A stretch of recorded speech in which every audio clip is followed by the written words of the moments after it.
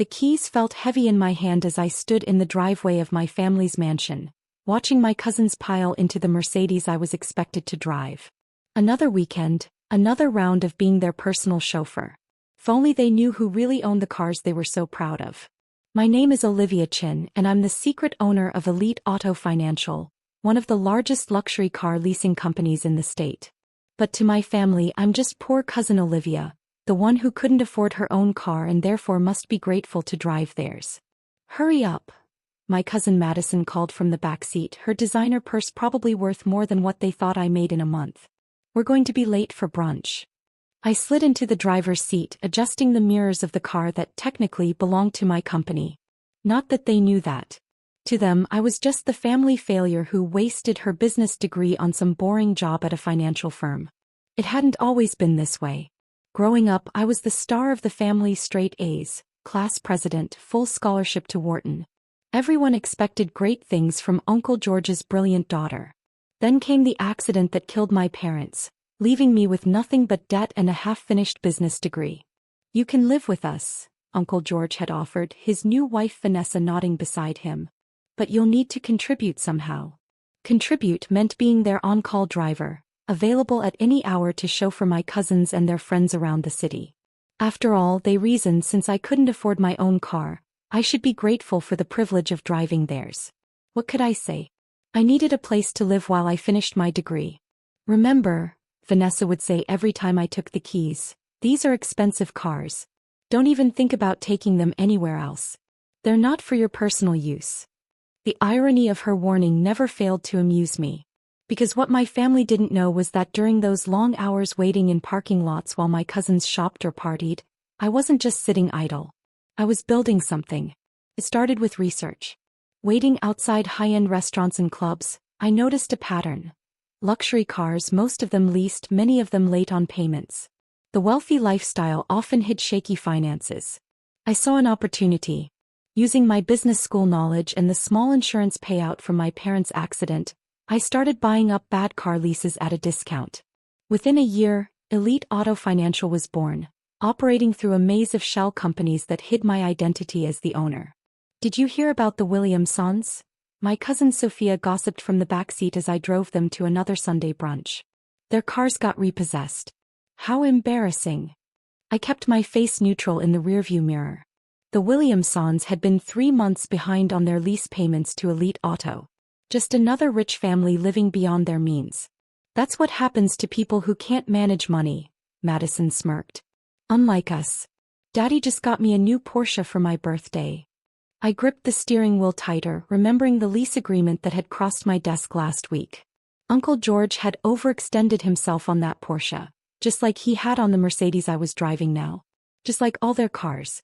Speaking of cars, Vanessa announced that evening at family dinner, we're having a little celebration next weekend. The country club's annual gala.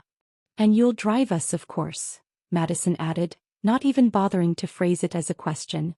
We'll all be drinking. I pushed my food around my plate. Actually, I have plans. Plans. Vanessa's perfectly maintained eyebrows rose. What could be more important than family? A date, I said quietly. It wasn't a lie. I did have dinner scheduled with the CEO of a major auto dealership who wanted to partner with Elite Auto. The table erupted in laughter. A date. Madison wiped tears from her eyes. Who would date our little chauffeur? Now, Uncle George said, though he was smiling too. I'm sure it's nice that Olivia is trying to have a social life. But family comes first. You'll drive us to the gala. I looked around the table at their smug faces, these people who thought they owned me just because they'd given me a room in their mansion. A room I'd been too proud to tell them I could now buy 10 times over. Of course, I said softly. Family first. Later that night, in my modest room, the smallest in the mansion, I opened my laptop and logged into Elite Auto's system. There they were, all the lease agreements. The Mercedes, the Porsche, the BMW, the Audi. All financed through my company, all teetering on the edge of default. Uncle George had been playing a dangerous game, juggling payments, moving money around to maintain their lifestyle. He didn't know that every late payment, every shuffled check, was documented in my company's records. My phone buzzed, a text from David, my operations manager. Thompson account reviewed. Ready to proceed with acquisition? The Thompson account. My family's car leases, held under my uncle's business partner's name to hide their precarious financial situation. One signature from me and Elite Auto would own every single one of their leases. Not yet, I typed back. Wait for my signal. I walked to my window looking out at the collection of luxury cars in the circular driveway. Each one represented thousands in monthly payments that my uncle could barely afford. Each one a symbol of their arrogance, their certainty that they were better than the cousin they'd turned into their servant. My phone buzzed again, an email from Madison. Don't forget to have the Mercedes washed before the gala. And make sure you wear something appropriate. We can't have our driver looking shabby. I closed my eyes, remembering all the times they'd mocked my clothes, my job, my life. All while I was secretly building an empire that now held the keys to their precious lifestyle. Soon, I whispered to myself, closing the email without responding. Very soon. The next morning, as I drove Madison to her yoga class, in the Mercedes that my company would soon own, she chatted on the phone in the backseat. Can you believe Olivia actually tried to get out of driving us to the gala? She laughed to her friend. As if she has anything better to do. I mean, she should be grateful we let her drive these cars at all. It's not like she'll ever be able to afford one herself. I caught her eye in the rearview mirror and smiled. Let her laugh. Let them all laugh. They had no idea that their driver didn't just own these cars, she owned their entire facade of wealth. The country club gala was in 3 days. And I had plans for my family, plans that would wipe those smug smiles off their faces forever. Because sometimes the best revenge isn't just about taking things away. It's about letting them sit in their arrogance until the very last moment, never suspecting that their servant was actually their master all along. And I was done playing servant. The night of the country club gala arrived with perfect timing. I adjusted my simple black dress, not the shabby outfit Madison had expected, but an understated Chanel that cost more than her monthly lease payment. Tonight would change everything. Remember, Vanessa instructed as the family gathered in the foyer, park the cars where we can make a proper entrance. Image is everything. If only she knew how right she was about image. I had spent the past 3 days preparing for this moment, making sure every detail was perfect. One phone call from me would set everything in motion. The blue Mercedes first, Uncle George directed, straightening his bow tie. Then Madison's Porsche, then the BMW. I lined up their precious cars exactly as instructed, playing the obedient driver one last time. The country club's circular driveway was already filling with luxury vehicles, each one a statement of wealth and status. Don't embarrass us, Madison hissed as she stepped out of the car, her new designer dress glittering under the entrance lights. And don't even think about joining the party. Drivers wait in the service area. I handed the keys to the valet, one of Elite Auto's employees, with a subtle nod. Everything was in place. The next 2 hours passed slowly as I waited in my assigned spot near the service entrance, watching the party through the floor-to-ceiling windows. My family held court at their usual table, Uncle George bragging about his latest business deals, Madison showing off her new Porsche keys to her equally spoiled friends. At exactly 9:30 my phone buzzed. A text from David, teams in position. Ready. I smiled, standing up from my uncomfortable chair in the service area. Execute plan repossession. What happened next was a symphony of perfect timing. As I walked through the country club's main entrance, ignoring the shocked looks from the staff who had seen me sitting with the other drivers, 12 tow trucks quietly pulled into the parking area. Each one had Elite Auto Financial's logo prominently displayed. The first sign that something was wrong came when Madison's friend looked out the window and screamed. "Oh my God! They're towing our cars." The entire party rushed to the windows. I stood back, watching as my family's faces transformed from confusion to horror. What the hell? Uncle George stormed toward the exit. "Those are our cars." "Actually," I said, my voice carrying across the suddenly silent room, "they're my cars." Every head turned. Madison's mouth fell open. Vanessa gripped her champagne glass so hard I thought it might shatter. "What are you talking about?" Uncle George demanded. I pulled out my phone and opened the Elite Auto Financial app, projecting it onto the club's display screen, a feature we'd installed for just this moment. "Elite Auto Financial," I announced, "owns the leases on every car in your driveway. You've been late on payments for months, shuffling money around, hiding your financial troubles. Tonight we're exercising our right to repossess. This is ridiculous. Vanessa shrieked. George, do something. Uncle George's face had gone from red to white. You work for them?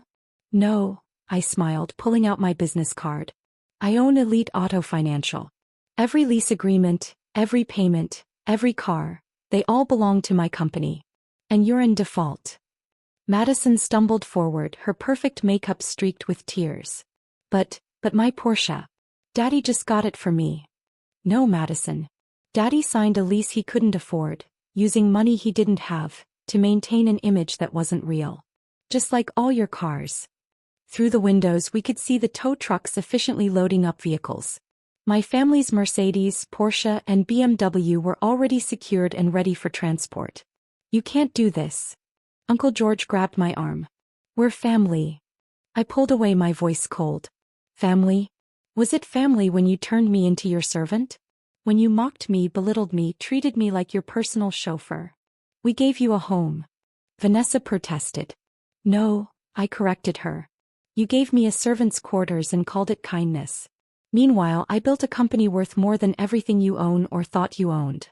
The other party guests were watching in fascinated horror as the mighty Sullivan family crumbled before their eyes. Years of carefully maintained images of wealth and superiority, destroyed in minutes. If you want to keep the cars, I continued, enjoying their desperation, you'll need to pay all outstanding balances. In full. Today. How much? Uncle George stammered. I showed him the figure on my phone. His knees actually buckled. That's impossible. We don't have that kind of money. I know, I said simply.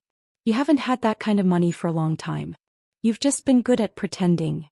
Madison lunged forward, her voice shrill. You planned this. You deliberately waited for the gala to humiliate us. Actually, I waited much longer than that. I waited through 3 years of being your driver. Through every insult, every demand, every moment of degradation. Consider this my resignation. The tow trucks were finishing up outside. David sent me a confirmation text. All vehicles secured. You can't leave us here. Vanessa looked around frantically. How are we supposed to get home? I pulled out my phone. I can call you an Uber. Economy class, of course. It's all you can afford now. The valet, my employee, appeared with a set of keys. Not to their repossessed luxury cars, but to my own vehicle. A brand new Rolls-Royce Ghost worth more than all their leased cars combined. Your car is ready, Miss Chen, he announced loudly enough for everyone to hear. The looks on their faces as I took the keys were priceless. Madison actually gasped. You had a Rolls-Royce all this time? No, Madison. I had a company all this time. The car is just a bonus. I turned to address the shocked crowd of country club members. By the way, Elite Auto Financial is conducting an audit of all our lease agreements. Some of you might be getting calls from our collections department soon. The panic that statement caused was visible. Half the people in the room probably had similar financial secrets hiding behind their luxury cars. Olivia, please, Uncle George tried one last time. We can work something out. We're still family. No, I cut him off. We're not family. We're just a business relationship that's been terminated due to non-payment. I walked toward the exit, then paused. Oh, and Madison, remember when you said I should be grateful for the privilege of driving your cars? Well, now you know how it feels to not have any cars at all. The drive home in my Rolls-Royce was the sweetest journey of my life. In my rearview mirror, I could see my family standing in the country club's driveway, their carefully constructed world of luxury and privilege being towed away piece by piece. The next morning I moved out of their mansion. Not to another rental or modest apartment, but to my own penthouse overlooking the city. The movers were quick and efficient, leaving behind only an envelope on my old bed. Inside was a bill, 3 years of chauffeur services, calculated at premium rates for on-call luxury driving. The total came to exactly the amount they were behind on their car payments. Consider it forgiven, I wrote across the bill. The lesson in humility was payment enough. My phone hasn't stopped buzzing with messages from family members. Some angry, some begging, some trying to negotiate. I've blocked them all. Sometimes the best revenge isn't just about taking away their cars. It's about showing them that the person they thought was their servant was actually their master all along. And sometimes it's about driving away in a car worth more than their entire facade of wealth, leaving them to figure out how to get home from their own party. Because in the end they didn't just lose their cars. They lost their status, their image, and their power over me. And that's worth more than any luxury vehicle could ever be. As for me, I still drive myself everywhere. Not because I have to, but because there's something satisfying about sitting behind the wheel of my own success, bought with my own money, earned through my own hard work. And every time I pass the country club I smile, remembering the night their perfect world was towed away, one luxury car at a time.